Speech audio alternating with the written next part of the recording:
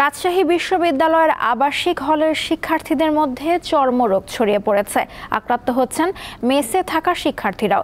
বিশ্ববিদ্যালয়ের medical centre জানিয়েছে প্রতিদিন গড়ে ৩০ থেকে ৪০ জনকে স্ক্যাবিজের চিকিৎসা দেওয়া হচ্ছে।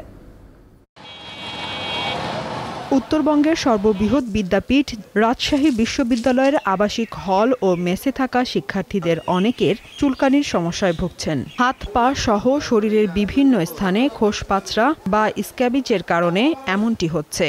রাতের বেলায় চুলকানির মাত্রা বেড়ে যায় বলে জানান শিক্ষার্থীরা। চুলকানি হচ্ছিল, তো হালকা হালকা চুলকাচ্ছিল, তো যেহেতু স্ক্যাবিজ ছড়িয়ে পড়তেছে তো আমি রিস্ক নিতে চাইনি, এই জন্য মূলত আমার ডাক্তারের কাছে আসা। ফ্যামিলির এখান থেকে আমাদের অনেকের হয়ে যাচ্ছে। বিশ্ববিদ্যালয় মেডিকেল সেন্টারের তথ্য মতে গত এক সপ্তাহে অন্তত 250 জন শিক্ষার্থী এ রোগে আক্রান্ত হয়ে চিকিৎসা নিয়েছেন। হাত পায়ে একটু লালচে লালচে হয়েছিল, ফোড়ার মতো, তো সেই জন্য আর কি রিস্ক নিতে না চেয়ে আসলাম।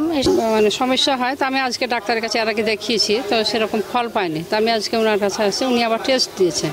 স্ক্যাবিজ থেকে রক্ষায় পরিষ্কার পরিচ্ছন্নতা ও সচেতন থাকার পরামর্শ দেন চিকিৎসক। তো এখান থেকে যাই ফোঁটা করে ছিদ্র করে, বেশি ডিপে যায় না বলে এটা অন্যভাবে কন্টামিনেশন হচ্ছে না, চামড়ার ওপরেই থাকছে। নিজের জামা কাপড়, বেড কভার শেয়ার করা যাবে, নিজের বেড শেয়ার করা যাবে না।